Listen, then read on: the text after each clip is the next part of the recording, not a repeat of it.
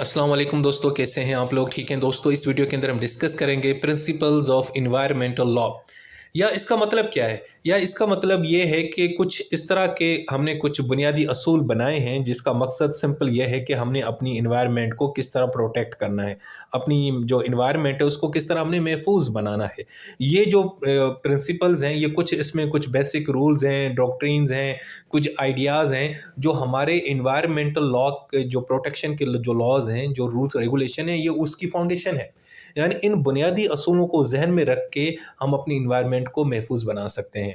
सो जितनी भी हुकूमतें हैं, अदालतें हैं, इंटरनेशनल ऑर्गेनाइजेशन हैं, बॉडीज़ हैं, वो जनाब इन्हीं असूलों का इस्तेमाल करके जो ह्यूमन एक्टिविटीज़ हैं उनको रेगुलेट करती हैं। इन प्रिंसिपल्स का बुनियादी मकसद नेचुरल रिसोर्स को प्रोटेक्ट करना, जो इन्वायरमेंटल पोल्यूशन है, आलूदगी है, उसको रोकना, इकोलॉजिकल बैलेंस को मेंटेन रखना और रिसोर्सेज का सही से इस्तेमाल करना, ताकि जो भी चीज़ हम इस्तेमाल कर रहे हैं या दरिया का पानी इस्तेमाल कर रहे हैं या दरख्त काट रहे हैं, उससे आने वाली जनरेशन को कोई नुकसान ना पहुंचे। ठीक है। अब ये जो प्रिंसिपल्स हैं भाई, ये आए कहाँ से, इसका सोर्स क्या है? तो भाई, ये जितनी भी इंटरनेशनल कॉन्फ्रेंसेज होती रही हैं ना, जिसमें स्टॉकहोम 1972, रियो 1992 है, इंटरनेशनल जितने भी डेक्लरेशंस हैं, ट्रीटीज़ हैं, कन्वेंशंस हैं, अदालती फ़ैसले हैं, या इंटरनेशनल जो कस्टम्स हैं एनवायरनमेंट से रिलेटेड, जब हम इन सब को पढ़ते हैं तो उसमें से हमने ये असूल निकाले हैं। ठीक है। तो अब हम देखते हैं कि कौन से बुनियादी प्रिंसिपल्स हैं इन्वायरमेंटल लॉ के, वो कौन से बुनियादी असूल हैं जिसके ज़रिए हम अपनी इन्वायरमेंट को महफूज बना सकते हैं। सबसे पहले है प्रिंसिपल ऑफ गुड नेबरलीनेस। इसका मतलब ये है कि कोई भी मुल्क जो है ना, वो अपनी टेरिटरी का इस तरह इस्तेमाल करे जिससे उससे पड़ोसी जो है ना उनको कोई नुकसान ना पहुंचे, या पड़ोसी मुल्क की जो इन्वायरमेंट है, या वहाँ का दरिया का पानी है, या वहाँ की जो फ़िज़ा है, एटमॉस्फेयर, उसको कोई नुकसान ना पहुँचे। मिसाल के तौर पर, एक मुल्क में फैक्ट्री है, उस फैक्ट्री से कोई टॉक्सिक वेस्ट निकलता है और वो दरिया में जाता है, और वो दरिया का पानी जो है ना वो पड़ोसी मुल्क में भी जा रहा है, तो अब ये आपने गलत काम किया ना, ये आपने नहीं करना। ये जो प्रिंसिपल है ना, प्रिंसिपल ऑफ गुड नेबरलीनेस, ये आपको इस चीज़ से रोकता है। ठीक है। और दूसरा ये है कि साथ में अपने पड़ोसी जो कंट्रीज़ हैं, स्टेट्स हैं, उनके साथ इंफॉर्मेशन भी शेयर करनी है। कोई भी अगर इन्वायरमेंटल डिज़ास्टर हुआ है, कोई गलती से जो है ना जहरीला पानी जो है ना दरिया में बह चुका है, या कुछ भी इस तरह का हुआ है, तो आपने पड़ोसी मुल्क को बताना है कि भाई ये मसला हो गया, ज़रा एहतियात कीजिएगा। ये हो गया पहला प्रिंसिपल। उसके बाद है जनाब प्रिंसिपल ऑफ कॉमन हेरिटेज। इसका मतलब ये है कि यार कुछ नेचुरल रिसोर्सेज हैं जो किसी एक मुल्क की जो है ना वो प्रॉपर्टी नहीं है, वो पूरी इंसानियत की जो है ना मीरास है, वो पूरी इंसानियत की जो है ना वो हेरिटेज है, जिसमें सी बेड आ जाता है। अब जो सी बेड है, जो समंदर की जो तय है बिल्कुल, वो भाई उसके अंदर जितने भी रिसोर्सेज हैं वो किसी एक मुल्क के नहीं, वो बल्कि सारे इंसानों की ही यानी कि प्रॉपर्टी है, सारे इंसानों की कॉमन हेरिटेज है। United Nation convention on the law of the sea ने तो सी बेड को ये डिक्लेयर किया हुआ है कि भाई ये जो है ना कॉमन हेरिटेज है मैनकाइंड की। इसी इसी तरीके से जो आउटर स्पेस है हमारी, जिसमें चांद आ जाता है, दूसरी सेलेस्टियल बॉडीज़ हैं, प्लैनेट्स हैं, ये भी भाई किसी की प्रॉपर्टी नहीं है, ये भी कॉमन हमारी हेरिटेज है, पूरी मैनकाइंड की, इंसानियत की। ठीक है ना? इन सब का ख्याल रखना भी हमारी ज़िम्मेदारी है। अच्छा जी, उसके बाद है जनाब principle of cooperation and integration. इसका मतलब ये है कि जितने भी स्टेट्स हैं, मुल्क जो है ना, वो इन्वायरमेंट से रिलेटेड जो चीज़ें हैं उसमें एक दूसरे के साथ ताउन करें, इंटीग्रेशन करें। जैसे मिसाल के तौर पर जो पेरिस एग्रीमेंट है वो क्या कहता है? वो कहता है कि जितने भी कंट्रीज़ हैं ना वो आपस में कोऑपरेट करें ताकि जो ग्रीन हाउस गैस की जो इमिशन है उसको रोका जाए। ठीक है। और साथ में साइंटिफिक इंफॉर्मेशन शेयर करें, टेक्नोलॉजी शेयर करें, एक दूसरे की मदद करें ताकि इन्वायरमेंट में जो तबाहियाँ हो रही हैं उसको रोका जाए। उसके बाद है कॉमन बट डिफरेंशिएटेड रिस्पॉन्सिबिलिटी, जिसको CBDR भी कहा जाता है। यार इसका ये बड़ा इंटरेस्टिंग, इसमें ये है कि यार जितने भी स्टेट्स हैं या कंट्रीज़ हैं ना, वो उन सब की जिम्मेदारी है कि वो इन्वायरमेंट को प्रोटेक्ट करें।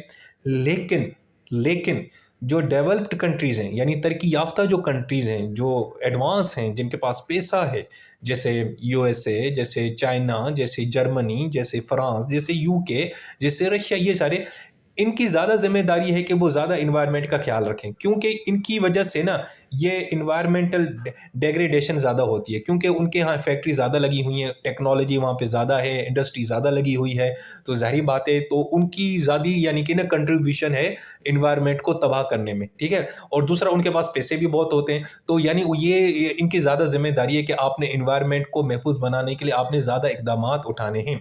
जैसे United nation framework convention on climate change ने कहा है कि जितनी भी डेवलप कंट्रीज है ना, उनको लीड लेनी चाहिए इमिशन रिड्यूस करने में, यानी जो ग्रीन हाउस गैसेस जो है ना, जो हम इन्वायरमेंट में इमिट करते हैं, खारिज करते हैं, उसको रोकने में सबसे ज़्यादा जो जिम्मेदारी है वो इन जो है ना तरक्की याफ्ता कंट्रीज़ की है, ठीक है। और जो यानी जो जो अमीर कंट्रीज़ हैं जो, तो ये उनको ज़्यादा जो है ना पैसा लगाना चाहिए, क्लाइमेट फाइनेंस भी उनको करना चाहिए, ग्रीन टेक्नोलॉजी को भी उन्होंने करना चाहिए, और जो डेवलपिंग कंट्रीज़ हैं ना, जो गरीब हैं बेचारे, उनकी मदद करनी चाहिए उनको, ठीक है। उसके बाद है सस्टेनेबल डेवलपमेंट। भाई ये प्रिंसिपल ये कहता है कि भाई आपने अपनी ज़रूरियात के लिए जो इन्वायरमेंट है उसका इस्तेमाल करें, लेकिन उसके इस्तेमाल से जो फ्यूचर की जनरेशन उनको कोई नुकसान ना पहुंचे। यानी आपने दरिया का पानी इस्तेमाल करना है, आपने दरख्त काटने हैं, आप करें ठीक है, लेकिन उससे जो है ना आने वाली जो इन्वायरमेंट है या जो जनरेशन है उसको कोई नुकसान ना पहुंचे। मिसाल के तौर पर आप सोलर विंड का इस्तेमाल करें अच्छे से, ठीक है, ज़्यादा इस्तेमाल करें ताकि जो फॉसल फ्यूल्स हैं ना वो कम इस्तेमाल हों, क्योंकि आप जब फॉसल फ्यूल ज़्यादा इस्तेमाल करते हैं उसमें से ग्रीन हाउस गैसेस एमिट होती हैं, इन्वायरमेंट में पोल्यूशन होती है, ग्रीन हाउस ग्लोबल वार्मिंग हो जाती है। तो बेहतर है कि आप सोलर और विंड का इस्तेमाल करें ताकि आने वाली जनरेशन जो है ना उनको ये ना इन्वायरमेंट बड़ी अच्छी मिले, महफूज, ये ना हो कि वो तबाह शुदा इन्वायरमेंट में पैदा हों, तो वो तो फिर हम सबको गालियाँ देंगे। इसी तरीके से अगर आपने फार्मिंग करनी है, काश्त करना है कोई, तो इस तरह की प्रैक्टिस इस्तेमाल करें जिससे जो ज़मीन है वो जो है ना उसको हम महफूज बनाएं, ताकि वो जो ज़मीन है उसके अंदर जो फर्टिलिटी है वो महफूज रहे।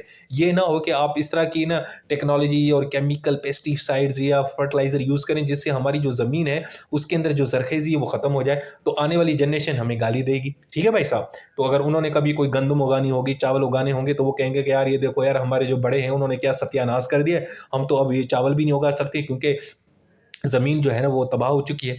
उसके बाद है प्रिकॉशनरी प्रिंसिपल। इसका मतलब ये है कि जनाब अगर आपने कोई भी इन्वायरमेंटल एक्टिविटी करनी है ना, तो आपने एहतियाती तदाबीर का ज़रूर इस्तेमाल करना है। मिसाल के तौर पर जो है ना आपने जो केमिकल्स हैं, पेस्टिसाइड्स वगैरह, उनके उनके ऊपर पाबंदी लगानी है, उनका कम इस्तेमाल करना है। इसीलिए कोई भी आपने क्लाइमेट चेंज के हवाले से कोई भी एक्शन लेना है तो आपने जो प्रिकॉशनरी प्रिंसिपल है या जो एहतियाती प्रोटेक्शंस हैं वो इस्तेमाल करनी है आपने, ठीक है। यानी कि आपने बगैर किसी जो है ना वो प्रिकॉशंस के कोई भी इन्वायरमेंटल एक्टिविटी नहीं करनी। आपने साइंटिफिकली उसको देखना है कि हम ये करें क्या नहीं करें, ठीक है, इससे इन्वायरमेंट को कितना नुकसान होगा, ये नहीं होता होता या नहीं होता किसी भी सूरत में, लेकिन आपने एहतियात बरतनी है ताकि इन्वायरमेंट को कोई नुकसान ना पहुंचे। उसके बाद है जनाब पोल्यूटर्स पे प्रिंसिपल। इसका मतलब है कि भाईजान जो आलूदगी फैलेगा वही जिम्मेदार होगा, सफाई भी उसी ने करनी, पैसे भी उसी ने देने। अगर कोई फैक्ट्री है वो टॉक्सिक वेस्ट रिलीज कर रही है तो उसने और दरिया को ख़राब कर रही है तो उस दरिया को साफ करने की जिम्मेदारी भी फैक्ट्री की है, ठीक है ना।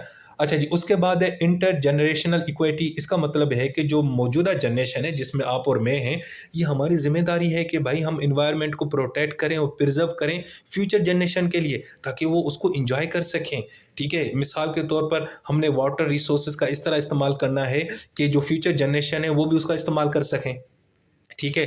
अब जैसे ज़ेरे ज़मीन पानी है ना वो हम इतना इस्तेमाल करते हैं और आपको पता है ज़ेरे ज़मीन पानी और नीचे जाता जा रहा है, ठीक है। और ज़ेरे ज़मीन जो पानी है वो नमकीन होता जा रहा है। तो ये हम अपनी हरकतों की वजह से कर रहे हैं, तो हमें ये नहीं करना चाहिए। हमने ज़ेरे ज़मीन पानी को मीठा ही रहना है, जो है ना मीठा बनाने की कोशिश करनी चाहिए, ठीक है। अच्छा जी, उसके बाद है इन्वायरमेंटल इम्पैक्ट असेसमेंट। इसका मतलब ये है कि भाई अगर आप कोई भी प्रोजेक्ट शुरू कर रहे हैं तो उससे पहले उसकी असेसमेंट करें कि यार इन्वायरमेंट को कोई नुकसान तो नहीं पहुंच रहा। यानी अगर आप कोई डैम वगैरह बना रहे हैं तो आपने पहले स्टडी करना है रिवर्स, फिश, लोकल कम्युनिटीज़ के ऊपर, या आपने कोई भी कंस्ट्रक्शन शुरू करनी है हाईवे के ऊपर या माइनिंग प्रोजेक्ट करना है तो उसने देखना है कि आपने यार इन्वायरमेंट के ऊपर कोई नुकसान तो नहीं पहुंच रहा, ज़मीन की ज़रखेज़ी तो ख़राब नहीं होगी, यानी कि एटमॉस्फेयर में कोई ज़्यादा जहरीली गैसेस तो खारिज नहीं होंगी, दरिया का पानी है वो कहीं जहरीला तो नहीं होगा। तो आपने कोई भी प्रोजेक्ट शुरू करने से पहले उसकी इन्वायरमेंटल इम्पैक्ट असेसमेंट लाजमी करनी है। एंड देन उसके बाद है पब्लिक ट्रस्ट डॉक्ट्रिन। इसका मतलब है कि भाई जितने भी नेचर रिसोर्सेज हैं ना, वो पब्लिक के यूज़ के लिए होते हैं, ताकि पब्लिक उनका इस्तेमाल करे, ठीक है। और जो हुकूमत होती है ना, वो एज ए ट्रस्टी के तौर पे काम करती है, और हुकूमत की ये जिम्मेदारी होती है on the behalf of public के उन जो रिसोर्सेज हैं उसका वो ख्याल रखे, ठीक है। ये यानी कि किसकी मिल्क, जैसे कोई दरिया है, कोई लेक है, कोई कोस्टल एरिया है, ये हमेशा साफ सुथरे रखने ताकि पब्लिक उनका अच्छे से इस्तेमाल करे। और ये जिम्मेदारी हुकूमत की, हुकूमत वो ट्रस्टी के तौर पे काम करती है, ठीक है। पानी को साफ रखना है, फिशिंग वगैरह के लिए ये सारी चीज़ें इकदाम उठाने, ताकि जनाब जो है ना, अवाम जो है ना, पब्लिक जो है ना, उस इन्वायरमेंटल या नेचुरल जो रिसोर्सेज हैं वो उसका अच्छे से इस्तेमाल कर सके। सो दोस्तों, ये थी हमारी वीडियो। इस वीडियो के अंदर मैंने आपको इन्वायरमेंट्स के रिलेटेड कुछ बुनियादी प्रिंसिपल्स बताए हैं। इन प्रिंसिपल का इस्तेमाल करके हम अपनी इन्वायरमेंट को प्रोटेक्ट कर सकते हैं, उसको महफूज बना सकते हैं। अपना बहुत सारा ख्याल रखें।